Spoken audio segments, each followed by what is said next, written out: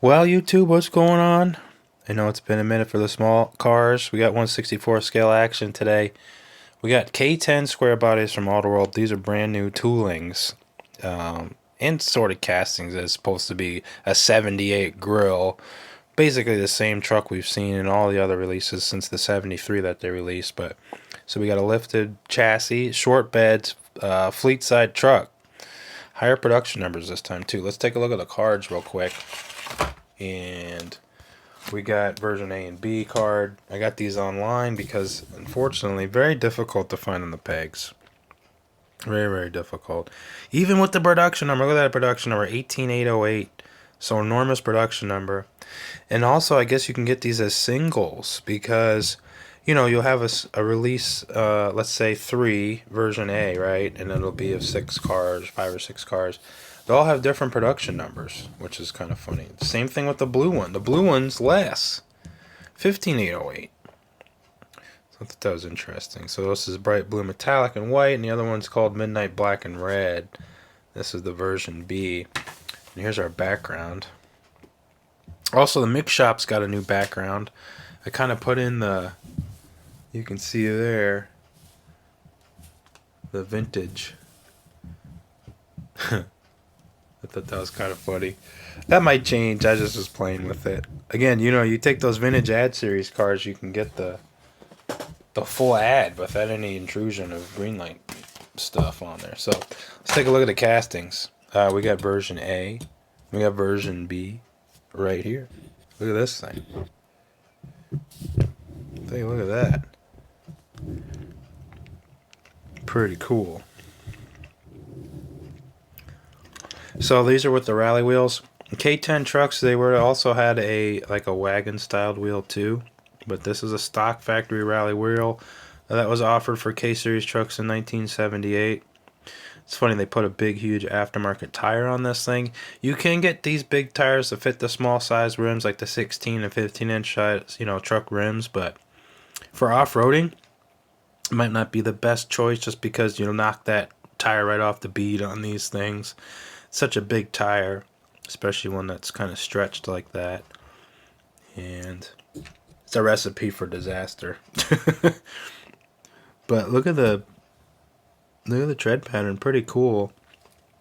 It's kind of like a 35 38 inch series tire, 4 5 6 inch lift, something like that on this truck. Definitely higher than factory ride height on a K series truck. And K series in 78 went from not only the pickup truck but the chassis cab, they denote K, the Blazer, and the Suburban. They all had K designation for the 4-wheel drive. This is a Silverado trim, so 1978 Silverado was the top trim. In 78, it went from Custom Deluxe, Scottsdale, to Cheyenne, and then to Silverado, with some other special editions mixed in there as well. They always had regional editions too. So there's all these little hidden gems of trim packages you could find. Some of them are only dealer specific. Look at the back deck here. So Silverado rear deck, I have this kind of brushed stainless insert with the Chevrolet denotation right there. Two-tone stripe. And then when you look at the two-tone package, you could get it like this blue truck, or you can do it like the red and black truck where you're just doing the internal panel here, and then you have the field color there. This one kind of a tri setup where the roof and you can do a side stripe. Also, you could do just the roof. So I like that Auto World kind of showed the difference there. They didn't make it, the red top and everything like that. This one just looks really sweet. Looks real custom, although you can get this color scheme back then. Hasn't changed the interior yet. Always going to be using the bucket seats with the center console. So they haven't gone to a bent seat setup yet at all. And then when you look at the chassis, same chassis they've always used. There's just they do the extended leaf springs and axle. You can see how thick that looks on the side profile. Matter of fact, these tires are so soft they come right off. You can see how nicely it spins, but there's a lot of metal showing. So it almost kind of reminds me of like a Hot Wheels Silverado chassis. At this price point, it is very detailed. They're not going to be able to make a separate leaf spring setup without it costing a lot more money. Even the $20 Land Rover. I mean, its chassis, it's just as simple. So you're not gonna get anything too crazy. And I also got the trucks down from the shelf there, so we'll look at that too. And then we got our 350, what it looks like, small block. You get a 400 in this. They had, what was it, 2 6-cylinders, 305, 350, 400 on the K-Series trucks. You can get a 400 V8 and a 454. All sorts of cool stuff. The automatic trucks, the transfer case was kind of like a full-time four-wheel drive setup where it was part-time four-wheel drive with the stick shift trucks. Stick shift trucks, you had 3 or 4-speed stick shifts. And then turbo series hydromatics that you can get from Chevy and General Motors. They were a 3-speed automatic. Nice paint. All right, so we looked at these trucks. Let's compare them real quick to my other grills. We have all the way back to 73 through Auto World, so we'll look at that. But first, let's take a look at this one of 768. Look at that. I was able to find this because I had to pre-order it. I actually got these online, like I was saying, through Auto World because very hard to find on the pegs, even with the expanded production runs they're doing. Well, I knew about this because of the Facebook Auto World group. They said, hey, you better get on the Auto World website and pre-order this because it'll be gone. And I was like, look at that production number. So I was like, I'm in. So yeah, I pre-ordered it, and then it came with my trucks. Of course, these, even though Auto World makes these were out on the Auto World's website a lot a lot later. Basically, they were shipped to me a lot later than they were available at other Diecast retailers, which I thought was kind of funny. But this one's staying in the package, unfortunately. I'm sorry, I'm not going to take it out, but we will look at it. Just really the only difference between this and this one. Auto World there. Of course, you got your exclusive Auto World tags, the Indiana tags. And then on the back deck, your back glass, it has the Auto World website. So that's really the only thing. If you see these loose, let's see if I can get this to focus. Sort of. You can sort of see it. So there's better pictures of that on Instagram and stuff. But so that's what you're going to get with this bad boy, if you can find one. I'm happy to have it. And again, it pays to belong to these groups because, these are collectors for collectors. They're not really the scalper type people. They kind of are excited to see everybody have a vehicle that they want. There's a lot of trading going on there too. But anyway, so let's take a look at casting differences real quick. And then I'm going to talk a little bit about what we can do to spruce this truck up without having to drill it out. And I'll go over that in a minute. So 78, right? 78. And then we got 77s. We got our 77s. And then we got our 76 trucks, Bicentennial and our Canada Special right there. And then we have 175 truck because my other 75 is an Ultra Red Chase, it's in the box, which I never found the black one. And then we got our 273s, which actually I kind of reversed them, meaning that I took the chassis from the lowered one and I put it on here, but you can see the grills because that's what we're interested in. Really, the biggest change on this truck and with the Auto World castings is the grills. So 73, it had a really tight pattern. I think it went to 74. We don't have a 74 in the collection, I don't think yet, from Auto World. Then we go right to the 75, which stays kind of like the 76 with the amount of grill divisions. So we go right up to 77.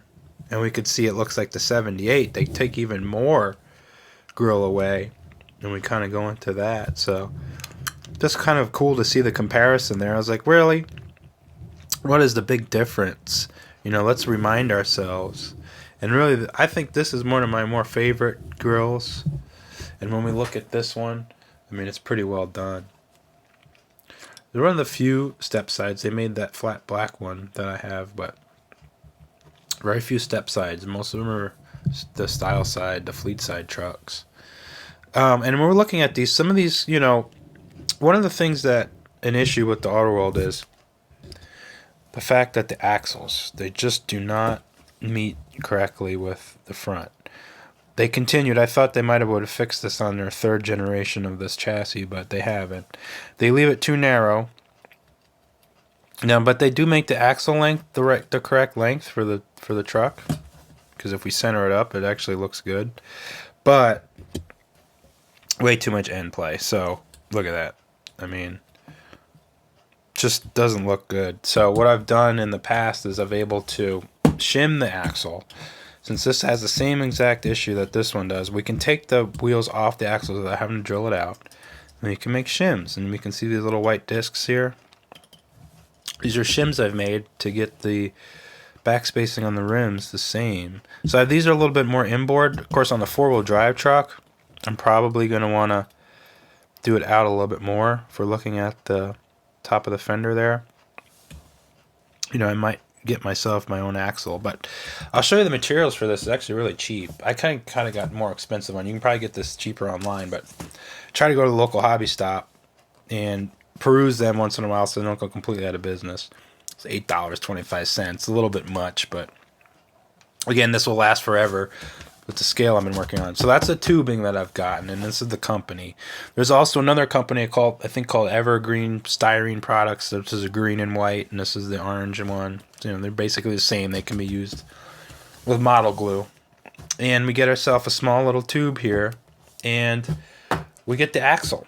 Basically, we'll make the little discs with, and I think I lost the axle, but I was going to show you. But basically, I use my small needle nose, and so I don't have to drill this out. You know, a lot of times I'll take the tire off, just like that. I'll take this just to get in there. I'm going to leave it slightly closed. We're not going to be tight. We're just going to use this to pry up. So we're going to pry up, and it'll pop off of the axle. Now, the axles that AutoWorld uses are like a barbed type, so it's a one-way on type situation where it has ridges on it, so when you push the axle on it, it bites into the plastic and it won't let it come off. That can be overcome by just with a little force. You know, it's not crazy. You don't have to heat it up or anything like that. Greenlight does ones too where they're kind of knurled on the end, where you can kind of work the tires back and forth and it'll break their grip, and you can kind of slowly back them away and pull them off that way. But basically, once you pull off one rim, you don't have to do the other one if you don't want. And basically, you'll get the size kind of close, and you'll roll your X-Acto blade like this, you know, at the thickness you want, slightly, you know, put a little pressure on it, give it a roll, make sure it's straight, and then it'll snap off and you'll be able to use that. Now, if it's a little bit too big, you just take a file and file it down. You can get the spacing that you need. The other thing I'll be wary about is set it to where you want it within the body in relationship to the wheels to the body. As you can see, where it's equal, and it might not pick it up on the camera, it's actually, there's more gap here than there is here, and that's because the chassis on these AutoWorlds sometimes is off to the side one way or the other. I've noticed that some of these trucks need more to one side than the other as I've gone through them. This is another one I've done. And you can see sometimes there's more gap on this side than there is on this side, so you have to give this side a little bit more. But it does really make it look a lot better. So this is probably something I'll do because I don't have a bunch of these. And these are loose in my collection, so I kind of want them to stand good and tall, looking right. Not have a goofy axle. So that's a way you could fix it, you know, if you're fastidious about that, you know, if it's something that interests you. It's pretty simple. That's the easiest way I've come to deal with that, you know, in these particular situations. Every casting is different in terms of what it needs to kind of get my seal of approval before it goes up on the shelf, because I like to kind of work through these vehicles and make sure they're kind of up to my standard. I don't just throw them on there. But that's me. That's personally me. I kind of like to fool with them a little bit. But look at this. We got a whole kind of group shot here of a lot of AutoWorld. You can see how quickly they pile up. And I got a few other extraneous ones. The other thing, too, is when you're looking at this first gen square body, just remember, the second gen is kind of like this. And this is the difference, the doghouse. You can see front fenders, they have that smooth detail. Whereas the 70s ones, they're all bulbous right there. You can see that kind of like that.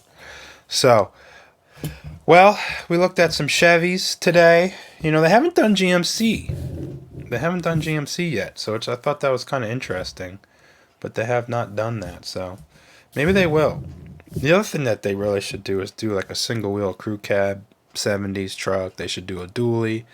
I think that really should be in the cards, hopefully soon.